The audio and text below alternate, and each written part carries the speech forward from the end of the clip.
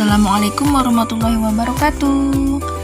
Halo anak-anak semua, bertemu lagi dengan Ustazah Maryani. Apa kabar anak-anak? Semoga kalian dalam keadaan sehat walafiat dan selalu dalam lindungan Allah Subhanahu wa Ta'ala. Pada hari ini kita akan belajar PAI kelas 1 bab 3 dengan materi perilaku terpuji. Sebelum kita memulai pembelajaran pada hari ini, marilah kita melafazkan basmalah dan doa sebelum belajar. Bismillahirrahmanirrahim. Rabbi zidni ilma warzuqni fahma birahmatika ya arhamar rahimin. Apa itu pengertian terpuji? Perilaku terpuji adalah perilaku yang tidak menyimpang dari norma agama, norma adat, dan norma hukum yang berlaku. Perilaku terpuji adalah seseorang kepada orang lain akan memberikan dampak positif kepada orang lain, sehingga patut dicontoh dan diamalkan dalam keseharian kita ya. Pada hari ini, Ustazah akan menjelaskan 3 perilaku terpuji. Apa saja? Yang pertama, menunjukkan hormat dan patuh kepada orang tua. Yang kedua, menunjukkan perilaku hormat dan patuh kepada guru. Yang ketiga, menunjukkan sikap yang baik, sopan santun saat bicara. Dan yang pertama, menunjukkan sikap perilaku hormat dan patuh kepada orang tua. Apa itu orang tua? Orang tua adalah ayah dan ibu yang telah merawat kita dari kecil hingga dewasa. Perilaku hormat terhadap orang tua artinya mengikuti perintah keduanya, tidak membantah kedua orang tua, membantu kedua orang tua di rumah. Banyak ayat di dalam Al-Quran yang menyatakan bahwa segenap mukmin harus berbuat baik dan menghormati orang tua. Selain menyeru untuk beribadah kepada Allah Subhanahu wa Ta'ala dan tidak menyekutukannya dengan apapun, Al-Quran juga menegaskan kepada umat muslim untuk menghormati kedua orang tuanya. Sebagai muslim yang baik, tentunya kita memiliki kewajiban untuk berbakti kepada ayah ibu kita. Agama Islam mengajarkan dan mewajibkan kita sebagai anak untuk berbakti dan taat kepada ibu maupun ayah. Taat dan berbakti kepada kedua orang tua adalah sikap dan perbuatan yang terpuji, sebagaimana telah dijelaskan bahwa Allah Subhanahu wa Ta'ala memerintahkan kepada umat manusia untuk menghormati orang tua. Dalil-dalil tentang perintah Allah tersebut antara lain, dan Tuhanmu telah memerintahkan agar kamu jangan menyembah selain Dia dan hendaklah berbuat baik kepada ibu bapak. Jika salah seorang di antara keduanya atau kedua-duanya sampai berusia lanjut dalam pemeliharaanmu, maka sekali-kali janganlah engkau mengatakan kepada keduanya perkataan dat, dan janganlah engkau membentak keduanya, dan ungkapkanlah kepada keduanya perkataan yang baik. Al-Quran Surah Al-Isra Surah 17 ayat 23-24. Seperti itulah pentingnya seorang anak untuk meminta doa restu dari kedua orang tuanya pada setiap keinginan dan kegiatannya, karena restu Allah disebabkan restu orang tua. Jadi ketika kita berbakti kepada orang tua, maka Allah akan mudahkan segala urusan kita, karena restu kedua orang tua kita juga restu dari Allah Subhanahu wa Ta'ala. Ada yang sudah hafal doa untuk kedua orang tua? Masya Allah. Yuk kita sama-sama membacanya. Bismillahirrahmanirrahim. Allahumma ighfirli wa liwalidayya warhamhuma kama rabbayani shaghira. Alhamdulillah anak-anak membacanya dengan lancar.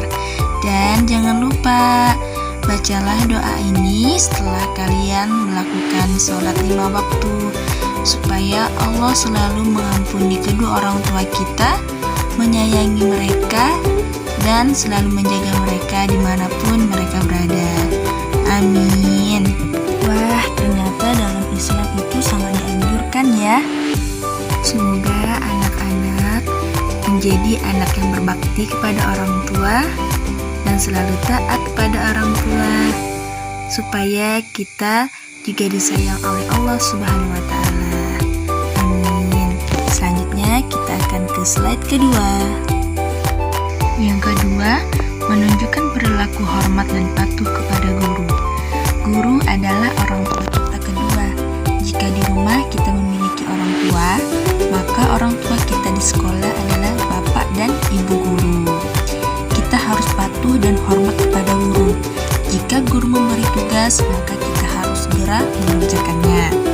Guru adalah orang yang berjasa kepada kita, mengajari kita mengaji, menulis, menghitung, dan membaca. Hormat dan patuh kepada guru adalah sifat terpuji yang harus ditanamkan pada setiap siswa. Seorang guru mengemban tugas yang mulia, yaitu mendidik para siswa untuk menjadi lebih baik. Jadi, kita wajib menghormati dan patuh kepada mereka.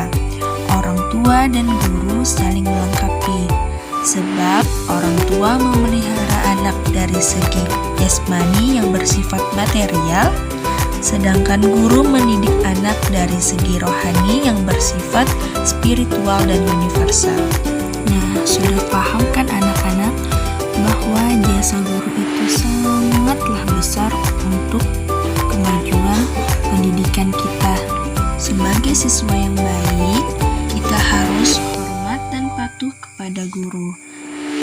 Bagaimana cara kita menghormati dan patuh pada guru? Ya, contohnya selalu mengerjakan tugas dengan tepat waktu dan tidak pernah membantah ketika guru berbicara yang benar.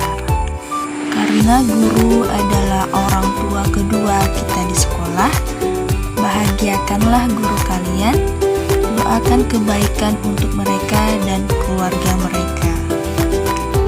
Yang ketiga, menunjukkan sikap yang baik. Nah, di situ ada 2 macam. Yang pertama, menunjukkan sikap sopan santun saat berbicara. Yang kedua, adab bersin. Kita akan bahas yang pertama, yaitu menunjukkan sikap sopan santun saat berbicara. Agama Islam mengajarkan kepada kita etika dan adab saat bicara. Jika kita berbicara kepada orang tua atau kepada guru, maka rendahkanlah suara kalian. Saat orang yang lebih tua dari kita berbicara, maka kita harus mendengarkan dengan seksama. Sopan santun merupakan unsur penting dalam kehidupan bersosialisasi sehari-hari. Karena menunjukkan sikap santunlah seseorang dapat dihargai dan disenangi dengan keberadaannya sebagai makhluk sosial dimanapun ia berada. Dalam hal ini, sopan santun dapat memberikan banyak manfaat atau pengaruh yang baik terhadap diri sendiri maupun orang lain. Sopan santun berarti peraturan hidup yang timbul dari hasil pergaulan sekelompok manusia di dalam masyarakat dan dianggap sebagai tuntutan pergaulan sehari-hari.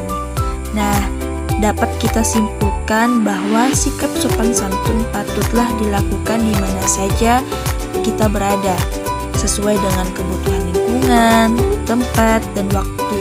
Karena sopan santun bersifat relatif, di mana yang dianggap sebagai norma sopan santun berbeda-beda di setiap tempatnya, seperti sopan santun dalam lingkungan rumah, sekolah, kampus, pergaulan, dan sebagainya.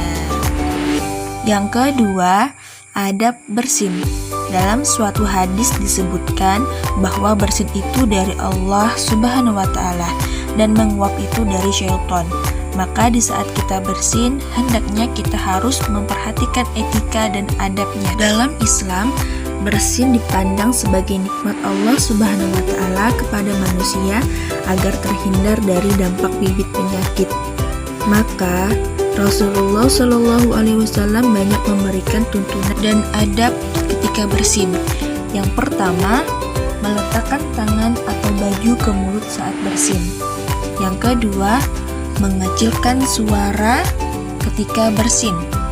Yang ketiga, memuji Allah ketika bersin dengan ucapan Alhamdulillah.